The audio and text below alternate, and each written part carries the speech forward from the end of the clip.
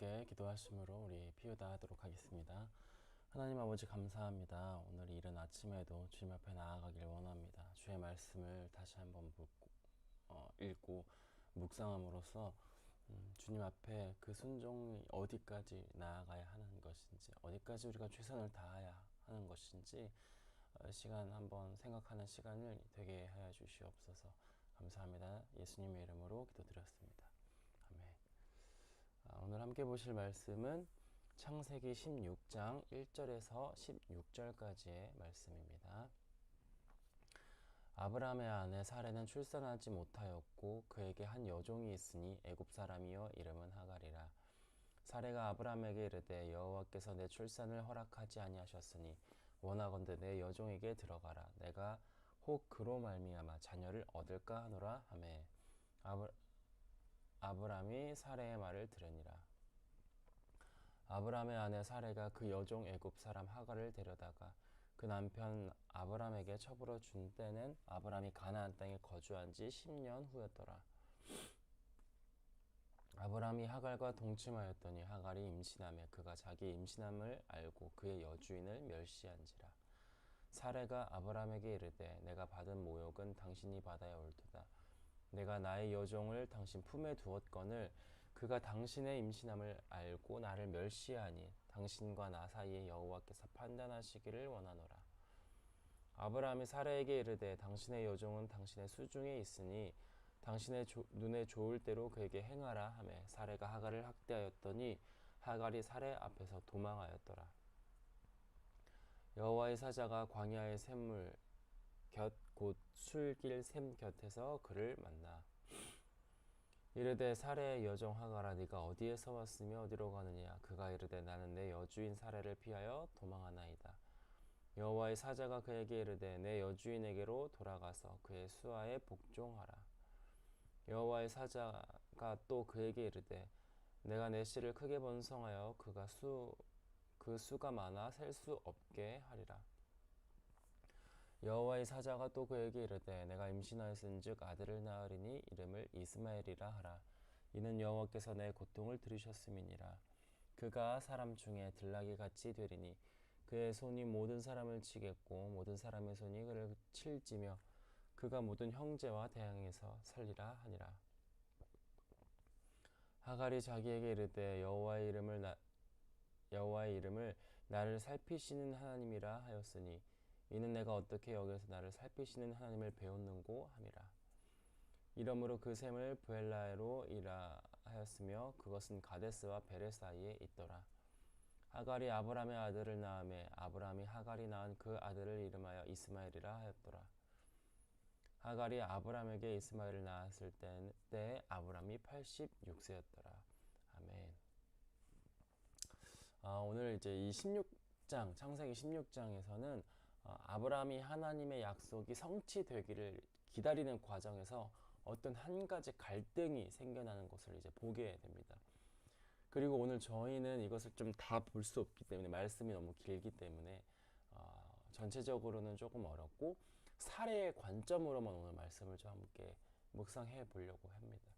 하나님이 아브라함에게 이제 자손을 낳게 하겠다라는 이제 약속을 하시지만 아브라함과 사라는 그것을 기다리지 못하고 그들의 차선의 방법을 찾고 그대로 행하게 됩니다. 그러면서 이제 일어나는 갈등과 상황에 대해서 오늘 본문은 기록하고 있는데요.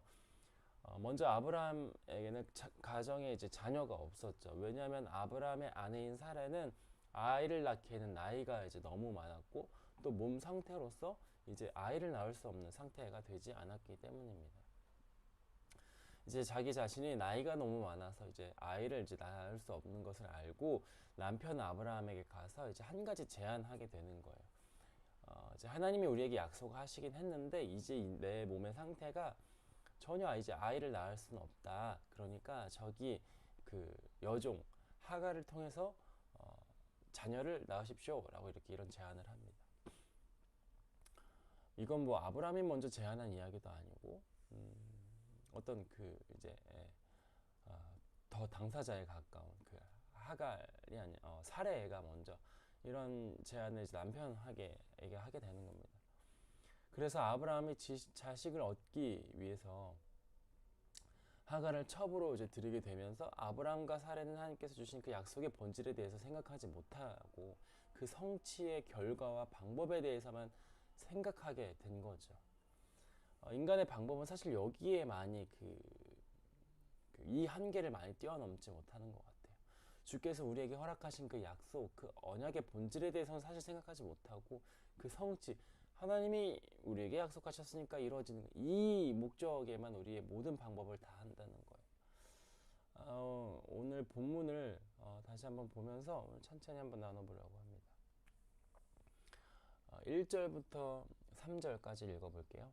아브라함의 아내 사레는 출산하지 못하였고 그에게 한 여종이 있으니 애굽 사람이요 이름은 하갈이라. 사레가 아브라함에게 이르되 여호와께서 내 출산을 허락하지 아니하셨으니 원하건대 내 여종에게 들어가라. 내가 혹 그로 말미암아 자녀를 얻을까 하노라 하매 아브라함이 사레의 말을 들으니라. 아브라함의 아내 사레가 그 여종 애굽 사람 하갈을 데려다가 그 남편 아브라함에게 첩으로 준 때는 아브라함이 가나안 땅에 거주한 지 10년 후였더라. 네. 다시 정리하자면 아브라함은 지금 자기 아내의 말을 듣고 이제 아내 그 하갈을 취해서 이스마엘을 이제 낳기 직전의 어떤 사건인데요. 보세요. 지금 인간적으로 생각하면 이해할 수 있는 문제이기도 해요. 왜냐하면 하나님의 말씀이 하나님이 하시는 일과 그 말씀이 일반 사람이 수용하기 어려운 일일 때가 얼마나 많이 있습니까? 자, 지금 사례의 상황을 보자고요. 75세까지 자녀가 안 생겼어요, 지금 그러니까 당연히 자녀가 안 생기나 보다 이렇게 생각할 수 있게 되는 거죠. 그리고 심지어 그 약속이 10년이나 지난 거예요. 그러니까 75세에 불러놓고 지금 10년이 지난 거면 또 지금의 나이는 85세가 된 거 아닙니까? 10년이 지났을 뿐 아니라 나이가 이미 75세에서 85세까지 지금 늙은 거라고요. 그렇게 나이가 먹었지, 시간은 흘렀지, 뭐 안 생기려나 이렇게 생각할 수 있는, 당연히 이렇게 생각할 수 있는 건 아닙니까? 보통 우리는 이걸 이렇게 모든 것이 막힌 상황에서 이런 생각을 하는 게 당연해요. 10년이란 시간도 지났고 나이도 이미 많이 먹었고 이제는 몸으로도 드러난 거 아니에요. 생리를 하지 않는다는 거예요. 그러니까 하나님의 약속이기는 했지만 아기를 갖지 못한다는 것을 이제 그냥 너무나도 자연스럽게 받아들이게 되는 것 같아요. 이제 이제 내 몸이 알잖아요. 내 정신은 뭐 아닐지 하더라도 내 몸이 이제 그 한계를 뛰어넘을 수 없는 상황이 된 거 아니에요. 시간은 시간대로 흘렀지, 몸은 이제 아이를 낳을 수 없는 상황이 온 거지. 그러다 보니까 뭐 사례가 하나님을 못 믿고 하나님 안 계시네, 하나님 그 약속 거짓말이네, 이게 아니라 나를 통해서 그 출산을 이루어지는 게 아니라 어떤 하나님의 다른 방법이 있겠구나 라고 생각을 했다는 거예요. 전혀 이상하지 않아요. 이제 자신이 직접 출산을 하는 것을 포기할 수밖에 없는 이런 지금 상황. 그래서 하나님의 다른 예비하심을 볼 수밖에 없는 이런 너무나도 자연스러운 어떤 사례의 마음을 보게 되는 것 같아요. 이 정도면 기다릴 만큼 기다렸고 이 정도만큼 하나님 신뢰했으면은 아닌가 보다. 하나님이 어떤 새로운 방법, 하나님만의 어떤 그런 방법이 있겠구나 라고 생각했다는 거죠. 그래서 사례가 뭐라고 말하냐면 이렇게 말하는 거예요. 2절에서 사례가 아브라함에게 이르되 여호와께서 내 출산을 허락하지 아니하셨으니 원하건대 내 여종에게 들어가라. 내가 혹 그로 말미암아 자녀를 얻을까 하노라 하매 아브라함이 사례의 말을 들으니라. 여호와께서 아브라함 당신에게는 약속하셨잖아요. 그거는 맞을 거예요. 그런데 그게 그 자손이 나에게로부터 나오는 게 아니라 다른 사람을 통해서 얻게 되는 것 같습니다. 그러니 아브라함 당신은 내 여종인 그 하갈을 통해서 그 여정과 동침해서 자녀를 얻으십시오 라고 이렇게 제안을 한 거죠. 얼마나 합리적이고 얼마나 또 대인배 같은 어쨌든 단어로 어떻게 될지 모르겠지만 어쨌든 되게 엄청 쿨하게 말하지 않습니까? 어쨌든 어떤 모습으로든 하나님의 그 언약을 이루려고 하는 최선을 다하여서 그 열심을 다하여서 제시한 방법이 있죠. 인간적으로 이런 결론을 내리는 게 당연한 것도 아니지만 어쨌든 오히려 그래도 하나님을 버리지는 않았구나 라고 하는 말에도 가까운 것 같아요. 오래 기다렸고 노력도 했고 얼마나 당연합니까? 어쩌면 굉장히 적절한 포기와 여전히 하나님의 말씀을 따르는 사례의 믿음이 여기까지구나 대단해 보이는 것 같기도 해요. 이런 것도 아니잖아요. 사례가 하나님 이제 못 믿겠다 이거 아니다 그 언약이 엉터리였다 이렇게 말한 것도 아니라고요. 그런 의도도 아니었고 현실적으로 자기 자신에 맞는 이제 끝났다고 생각한 것 뿐이에요. 그런데 그래도 하나님의 뜻은 아브라함에게 자손이 생기는 것이니까 그 희망은 버리지 않고 하나님의 뜻이 있으니까 다른 방법으로 주시려고 하는 거구나 이런 결론을 내렸다는 거예요. 그래서 그 중에서 사례가 생각하는 가장 합리적인 방법을 제시한 것 뿐이에요. 제가 봤을 땐 이상하지 않아요. 그래서 자기에게 있던 그 여종 하가를 아브라함에게 들어가게 했어요. 그래서 이제 둘을 통해서 아이를 갖게 된 겁니다. 이제 제가 저번에도 아침부터 이제 군대 이야기하는 거 좋아하시지 않을 수도 있겠지만 이 한 그 군대에서 태권도를 하게 된 이제 스토리가 좀 있어요. 이제 원래는 저는 이제 뭐 운동을 초등학교 때부터 했었던 그런 엘리트 체육인은 아니었습니다. 그런데 조금 늦게 시작을 하긴 했는데 이제 제가 하게 된 뭐 계기나 뭐 어쨌든 그 사역을 통해서 그 운동을 통해서 하는 그 비전들을 저는 정말 하나님이 주셨기 때문에 예, 최선을 다해서 열심히 했고 정말 이거는 하나님이 주신 것이 아니고서야 이렇게 될 수 없다라는 생각을 하게 됐어요. 그래서 최선을 다했어요. 그런데 이제 뭐가 문제? 대한민국 남자라면 군대를 가야 되잖아요. 그런데 이제 뭐 제가 올림픽 메달을 딴 선수도 아니고 뭐 그렇다고 이제 뭐 태권도 시범이라는 그 분야는 뭐 군대를 뺄 수 있는 어떤 그런 뭐 방법도 없었어요. 아무리 잘해도 뭐 국가대표 시범단이어도 뭐 군대는 무조건 갔어야 됐어요. 근데 이제 뭐 어느 종목이든 운동하는 사람들은 싫겠지만 군대를 가는 게 너무 이제 괴롭거든요. 왜냐면 이제 군대를 가면 2년 동안 내 몸이 다 굳고 이제 그 최선의 그 경기에 맞는 그 최선의 몸을 계속 유지하고 경기력을 올려야 되는데 군대를 가면 운동 시간도 줄고 식단도 할 수 없고 막 여러 가지 일들이 있으니까 군대 가는 게 당연히 싫죠. 모든 사람들이. 그런데 그 당시에 뭐가 있었냐면 군대에서도 이제 태권도 시범단이 막 이렇게 생기기 시작한 거예요. 그런데 이 태권도 시범단이 어디에만 있었냐면 우리나라에는 그 이제 두 가지 사령부가 있어요. 1군 사령부 그리고 3군 사령부 이 두 가지가 있는데 1군 사령부는 최전방 그러니까 강원도 이쪽에 이제 많이 속해 있는 그것을 이제 1군이라고 하고 그리고 주로 수도권에서 이제 부대 생활을 하고 있는 3군 사령부가 있습니다. 그런데 이 군대 태권도 시범단은 어디에만 있었냐면 이 3군 사령부 태권도 시범단만 있었어요.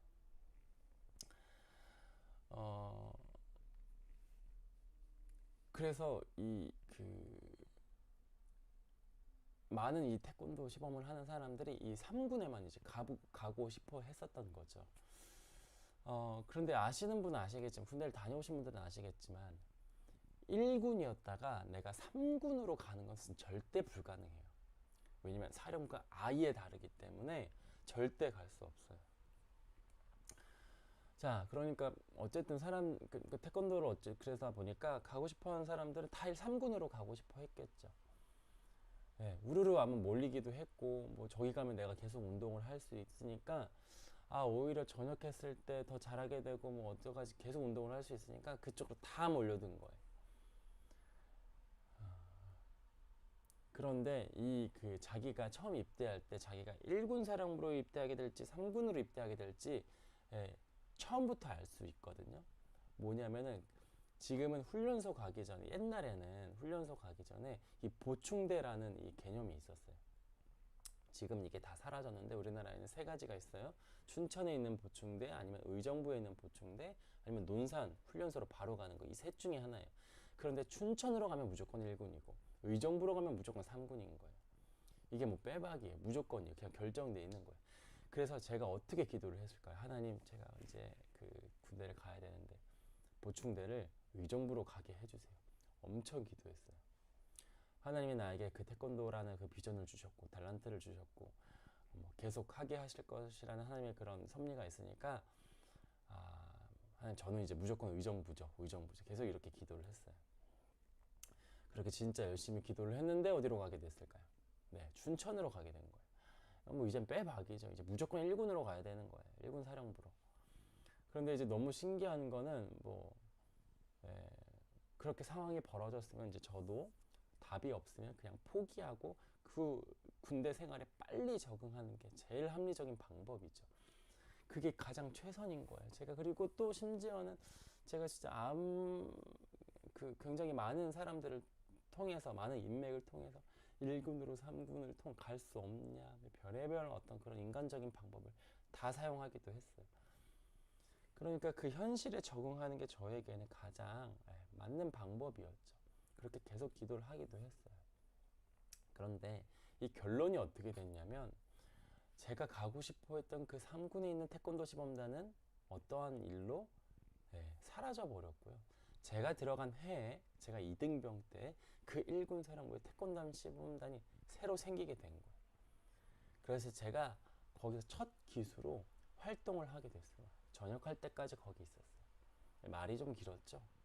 그래서 제가 뭘 말하고 싶은 거냐면 상황이 아예 현실적으로 다 막혀버렸을 때 하나님 주신 거지 그렇게 하고 믿고 나아갔지만 그것이 막혀버렸을 때 인간은 그냥 그것에 빠르게 정하여서 하나님의 뜻을 돌리려고 한다고요. 하나님이 이거 이렇게 하려고 했나 보다. 저거 저렇게 했나 보다. 이거 내 생각이었다. 오히려 내 자신을 부정하면서도 하나님 뜻이 이렇게 이해하겠지 라고 생각을 한다고요. 새로운 방법을 찾는다고요. 뜻은 그대로 두더라도. 지금 그게 정상적인 것 아닙니까? 맞는 거예요. 믿음이 크고 적고의 문제가 아니라 오히려 바보죠. 그냥 현실 부적응자 아닙니까? 이상주의자예요. 뭐 사례도 마찬가지인 거예요. 하나님의 뜻을 인정을 했어요. 부정하지 않았어요. 신뢰했다고요. 다만 그 일이 나에게 일어나는 것이 아니라 다른 여자를 통해서 하나님 자신을 주시겠구나 라고 새로운 방법을 찾아드린 거라고요. 그리고 또 마치 그 새로운 방법이 맞기라도 한 것처럼 하갈이 임신을 해요. 4절을 보면 이렇게 말합니다. 4절 5절 볼게요. 아브라함이 하갈과 동침하였더니 하갈이 임신하며 그가 자신의 임신함을 알고 그의 여주인을 멸시한지라. 사례가 아브라함에게 이르되 내가 받은 모욕은 당신이 받아야 옳도다. 내가 나의 여종을 당신의 품에 두었거늘 그가 자기의 임신함을 알고 나를 멸시하니 당신과 나 사이에 여호와께서 판단하시기를 원하노라. 자, 그런데 문제가 생기죠. 임신을 했는데 사례의 방법대로 임신을 했는데 마음이 이제 불편한 거죠. 그 질투를 하기 시작합니다. 근데 뭐 질투도 이해가 되기도 해요. 하갈이 아브라함과 함께 아기를 얻게 된 계기가 뭐예요? 사례 때문이라고요. 그런데 그 사례를 멸시했다고요. 자기의 여주인. 그리고 그 사례도 자기를 들여보내놓고 그 어려움을 당하니까 또 남편을 원망하고 하갈도 원망하고 하나님도 원망하게 되는 거예요. 이런 식으로 불평을 찾아 이제 그 토하기 시작합니다. 그래서 어떻게 하죠? 그 하갈을 쫓아내죠. 6절에서 이렇게 말해요. 아브라함이 사례에게 이르되 당신의 여종은 당신의 수중에 있으니 당신의 눈에 좋을 대로 그에게 행하라 하매 사례가 하갈을 학대하였더니 하갈이 사례 앞에서 도망하였더라. 이렇게 말합니다. 참 이것이 우리에겐 참 어디까지 이렇게 해야 하는 것인가 라는 생각이 들만하죠. 하나님의 일하심도 있고 그 일하심에 대해서 우리가 최선을 다해야 되는데 그 기준이 굉장히 애매모호하다는 거예요. 그래서 그 하나님의 뜻을 우리가 받았지만 하나님께 주실 것이라고 생각을 했지만 우리가 어떻게 나아가야 될지 모를 때 우리 스스로가 생각하기에 가장 최고라고 생각하는 방법과 선택들을 해요. 그것이 막상 받아들여지게 되면 또 좋아야 되는데 만족함도 없어요. 무조건 이거지 최고지라고 생각하는 것들이 오히려 내 발목을 잡게 되는 때가 있는 것 같아요. 하나님의 언약하심을 바라보지 못하고 기다리지 못하는 실수를 범하게 되는 것. 어디까지 최선을 다해야 하나? 하나님의 영역은 어디까지인가? 또 나는 어디까지 열심을 다해야 하는가? 자, 그런데 이런 말씀이 있죠. 그들이 하나님께 있으나 올바른 지식을 따른 것이 아니니라. 하나님의 의를 모르고 자기의 의를 세우려고 힘써 하나님의 의에 복종하지 아니하였느니라. 한 가지 기준 정도는 세울 수 있는 것 같아요. 하나님의 일하심과 내가 어디까지 열심을 해야 하는 건가 이럴 때 하나의 기준 정도는 바로 여기에 있는 것 같아요. 하나님의 일을 하면서 어디까지 해야 되는지, 내가 최선을 다해야 되는지 이것을 볼 때 그 최선을 다해서 그것이 곧 내 의가 된다고 생각한다면 거기까지 하지 않는 게 좋다는 거예요. 최선을 다했고 열심을 다했고 노력을 다해서 그 끝에 그 일의 결과가 좋았을 때 결국 그 영광을 내가 가지려고 한다면 그만큼 열심을 하지 말라는 거예요. 최선을 다할 필요가 없었던 거예요. 모든 일이 끝나고 나서 하나님이 하셨구나, 하나님만이 할 수 있었구나, 이건 전적으로 하나님의 주권이었구나 라는 고백이 나올 만큼만 해야 된다는 겁니다. 그렇다고 해서 최선을 다하지 말라는 말은 아닙니다. 그 최선이 하나님의 영광을 볼 수 있어야 된다는 거예요. 오늘 하나님 안에서 최선을 다하지만, 열심을 다하지만, 여러 방법들을 찾아 나서지만 인간의 방법이 아니라 언약하고 작정하신 하나님을 볼 수 있는 일이어야 된다고 말하는 거예요. 이것을 기억해야 된다는 거예요. 나의 역할과 위치는 하나님의 말씀에 순종하는 것, 여기에 있다는 것을 기억하는 저와 여러분들이 되셨으면 좋겠습니다. 자꾸 최선을 다해야지, 최선을 다해야지, 노력해야지. 맞아요. 최선을 다해야 되는 건 맞다고요. 합리적이고 어떻게 일하지 않은 자에게 하나님이 잘했다 칭찬하십니까? 그런데 그 최선을 다하는 그 일이, 그 결과가, 그 의의가 나에게 있다고 착각하기 쉽다는 거예요. 그러니까 그럴 거면 그렇게 자신의 의의를 얻을 최선이라면 안 해도 좋다 이거예요. 하나님이 하셨네.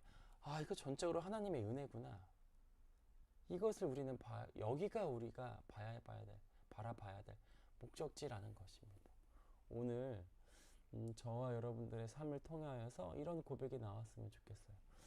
내가 어떤 하루의 루틴을 정하고 계획을 하고 작정을 해서 그 하루를 딱 끝냈을 때 알차게 보냈다.